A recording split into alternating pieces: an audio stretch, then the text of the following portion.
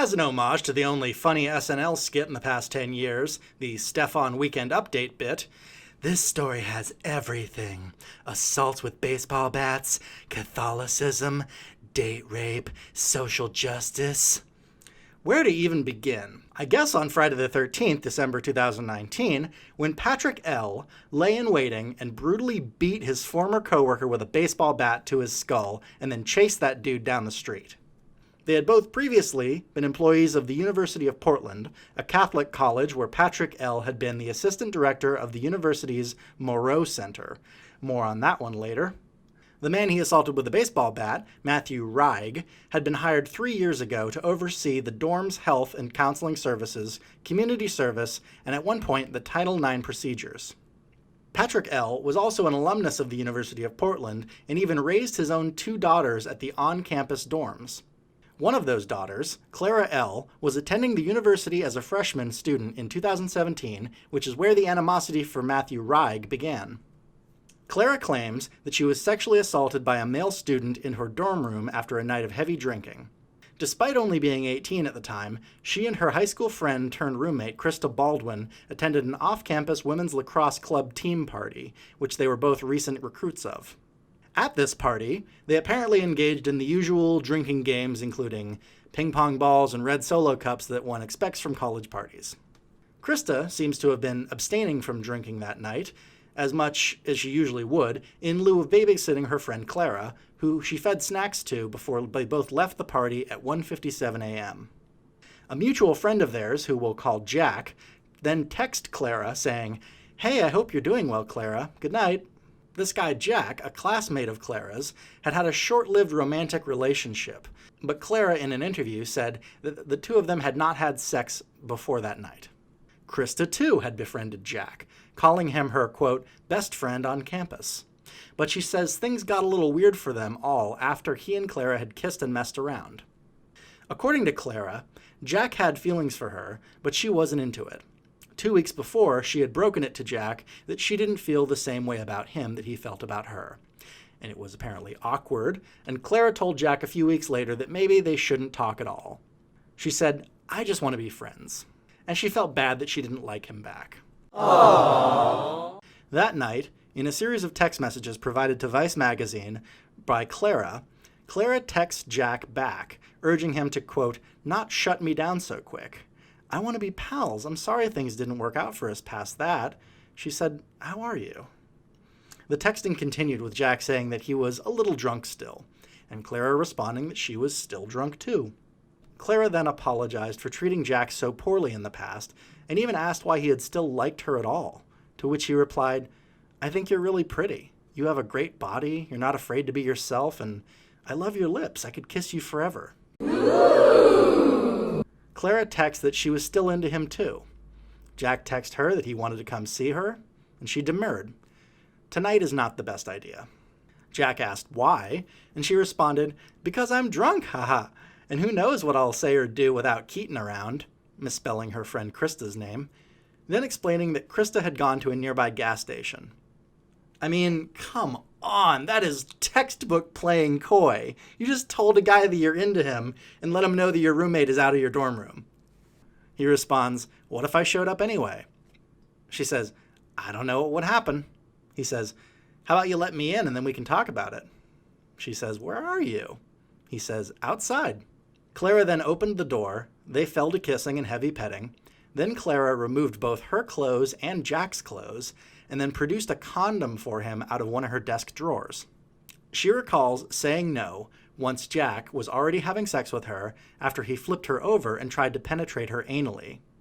This part of the story is just throwing me for a huge loop because every Catholic girl I've ever known has exclusively wanted to do it in the butt. You know, for Jesus. Clara recalls that he laughed about this and then resumed vaginal sex. Then Krista and some other friends returned to their dorm and flipped on the light. Krista recalls the shock of seeing her friend in bed with Jack. Her eyes were barely open, Krista says. She backed out of the room and recounted that I needed to leave the situation for a second because I didn't know what to do, and ran into her neighbor's room. When she returned moments later, Jack was gone. At 3:02 a.m., Jack texted Clara. "Enjoy the wrath of Krista," he wrote, including an emoticon of a face with a mouth zipped shut. 9 minutes later, he sent another text apologizing. I don't know what's going through your head right now, but if sober you wants us to be just friends, then that's what will happen. And I'm sorry for letting things go beyond that tonight. Krista and another friend even went over to Jack's dorm room after the incident to confront him about it, and later argued with him over text. Jack said, I didn't go over there to do anything. I thought I might kiss her or something. Krista replied, she's just so drunk. He said, I'm drunk too, and I've hooked up with her sober before. Krista said, that doesn't make it okay now. She was so much more drunk than you. Jack responded, it's not like I just went in there and tore her clothes off. Not to mention, I wasn't there when she was drinking, so how do I know how much she had? Do you want me to carry around a breathalyzer? I'm sorry, I like the girl. Krista said, dude, she was way drunker than you were. She was not in the mindset to give you consent. What happened shouldn't have. To which Jack responded, consent is mutual. I didn't urge Clara into anything, and neither of us were in the right mindset to give consent. I realize my fault in that, and I realize what happened shouldn't have, but I did not take advantage of Clara tonight, because the fact is I didn't drive what happened tonight. So this whole situation almost sounds a bit to me like there was some love triangle between Clara and Krista and him, and Krista got a little butthurt when she walked in on him fucking her friend. Anyway, at 4:23 a.m., Jack texts Clara again, informing her that her friends had visited him. Quote, in case you don't know this, I would never try to hurt you, Clara. I let things go as far as I did because I didn't think you were any more drunk than I was. I should have known better. The article Vice magazine did on this story goes on to provide hysterical feminist mouthpieces arguing for stricter rules around college consent, even up to continuous verbal consent being required and any alcohol whatsoever being imbibed as nullifying the possibility of consensual sex. Not to mention the clearly fiscally high surveys they claim in their article with horrifyingly high statistics on reported sexual assaults on college campuses, while never once mentioning that college women are less likely to be assaulted than non-college women in the same age range. The morning after Jack went to Clara's room, he continued to text her. I want to talk things out. I don't want things to be bad between us if they don't have to be. I need time to think, Clara said. He responded, do you think I took advantage of you last night? I'm sorry what happened, but I went down there because I was thinking about you. I wanted to talk, and at most I thought you were going to kiss me again. You know we wouldn't have had sex if you didn't get a condom. Not to mention you took both of our clothes off, besides your bra. Don't get me wrong, I really am sorry that happened, but I'm not solely responsible for it. 24 hours after her alleged assault, Clara filed an online report to her school's Title IX coordinator. Over a month later, after a formal student conduct hearing, the university ruled in Jack's favor. They explained that she was intoxicated but not incapacitated. The hearing panel concluded the sex was consistent with past physical contact and concluded that it is not more likely than not that Jack engaged in sexual activity without consent. In its formal decision, the University of Portland decided that Clara was intoxicated, but that evidence of incapacitation was not present, noting that the 18-year-old student remained in control of her faculties and engaged in several points of decision-making, walking on her own, talking, texting, inviting Jack into her room, removing her clothing, and offering Jack a condom to wear. The school's definition of incapacitation reads, incapacitation is defined as a state where someone cannot make rational, reasonable decisions because they lack the capacity to give knowing consent. She did appeal the school's decision, but her appeal was denied. After speaking to reporters and ginning up support of fellow students to write editorials admonishing their school administrators on December 2nd, she finally filed a report with the Portland police. Clara argues that when she told Jack not to come to her University of Portland dorm room with her "tonight is not the best idea" text, she was clearly not giving consent. He knew I was drunk and he came over even though I told him not to, she continues.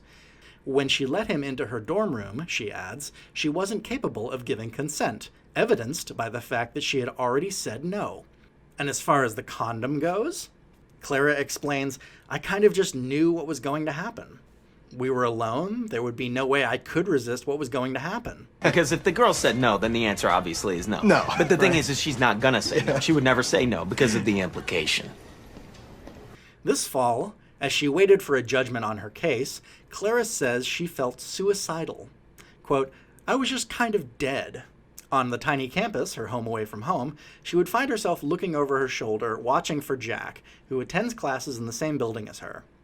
She thought about transferring to a different school, which ultimately she did, and her father resigned his position at the school out of disgust for how his daughter's accuser wasn't punished.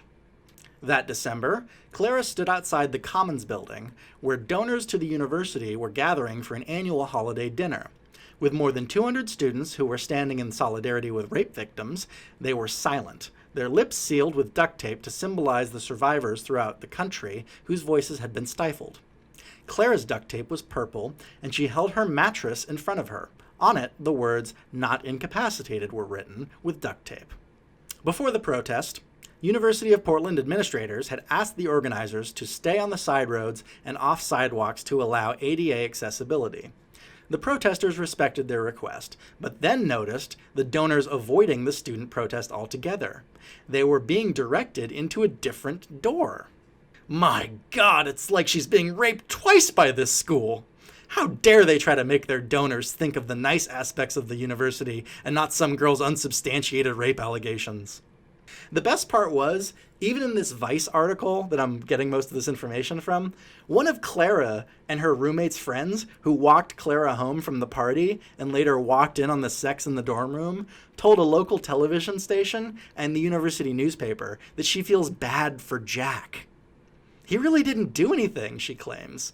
Clara wasn't as drunk as she said, and even if she was, Clara's description of her and Jack's sexual encounter didn't sound like sexual assault. It sounds like a normal drunkish hookup. Her friend said, "What she's describing as sexual assault is the majority of encounters I've had." The Vice journalist tried to reach out to Jack, who passed this message on to them through a third party. Quote, "If the reporter decides to publish a one-sided story protecting an individual's false allegations, the publication will suffer for her lies. It isn't beneficial to any party for this story to be published. Clara will be in deeper shit, the publication will lose credibility, and I'll be more infamous. It's a lose-lose." Clara, the alleged victim, reflected on her friend's questioning of her account of what happened, and said if she, Clara, continues to self-reflect on the events of that night, she'll start victim-blaming herself. "I mean, what if I had just gone to bed like I was supposed to instead of being on my phone? What if I had just never texted him back in the first place? What if I had never opened the door?" she says. "It's hard when I feel shitty not to blame myself." Right! So you decided to get a little too drunk at 18 in college and hooked up with a guy, but got embarrassed because your friends walked in halfway through. Welcome to the exclusive club of the fucking majority of people who went to college. If you feel bad about what happened, then amend your own behavior by either A, not drinking anymore, B, stop drinking to excess, or C, actually communicate your lack of consent at some point rather than what appears to be playing coy and then initiating physical sexual contact. Addiction is just a person's inability to control the impulse to use a substance, even when there are sustained negative consequences. Now, I'm not saying this girl is an alcoholic, but most of us experiment with drugs and alcohol in college and have to kind of learn where the line is for negative consequences that make us not want to drink or drug to that extent in the future, even if the negative consequences are just a hangover. Then again, sometimes you drink so much that you fuck somebody you regret fucking, especially if your friends find out. I speak from experience on this, but nobody's throwing me a Take Back the Night rally. This girl's Catholicism, her reputation in her friend group, and the possibility of her father, who works at the school, hearing about this incident, I believe has a lot more to do with her decision to be so vocal and adamant that she wasn't to blame than her actual heartfelt beliefs that that's the case. The MOREAU Center, which is the organization for public service on campus, where her father was the assistant director, has the following core commitments per their website. Social justice. Catholic social teaching emphasizes the dignity of all human life, preferential option for the poor, and consideration of the common good. Education and reflection opportunities embedded in our program allows for participants to come to a deeper understanding of self, as well as the political, social, and economic and religious issues connected to their volunteer experiences. Participants gain a sense of how their unique interests, talents, and skills can affect social change and consider their responsibility to take action. Solidarity. Solidarity is a belief that we are one human family, whatever our national, racial, ethnic, economic, or ideological differences. One of the most common ways to participate solidarity is through voluntary simplicity. We plan immersion events, programs with cost effectiveness in mind. This reduces the finances required by participants and advances our commitment to living in a solidarity with the often under-resourced communities and organizations that host us. This may take the form of being open to simple accommodations, observing local customs and culture, patronizing local businesses and services, or listening to and learning from people outside of formal gatherings. So with all that in mind, of what the father is steeped in ideologically and all the confusion that goes into that, is it surprising that he would not only encourage his daughter to keep speaking publicly to try to ruin the life of a young man who she knows did nothing wrong, but would also assault someone with a baseball bat just for not throwing that same young man under the bus? Fuck what the facts say, or fail to in this instance. Fuck not having enough evidence to convince even Clara's own friend that she was assaulted, let alone some panel of ostensibly impartial judges at the school who know they'll have to look at the father in the eye of the girl every day on campus. And fuck that the police didn't even think there was enough of a case to arrest this young man. No, it's pretty clear it's feels over reals in this household. The father and daughter cannot stand the thought of anyone knowing that she has the completely normal sex drive and inexperience with drinking of an 18-year-old girl, and they'll apparently stop at nothing to not come to terms with that. Who knows what evil lurks in the hearts of men? The shadow knows. Hi guys, Media Shadow here. I'm trying to grow the channel and hopefully get more than one video out a week. So if you like what you've seen, please give me a like, subscribe, share, or drop me some coin on Patreon. I've left a link in the description of the video. Thanks!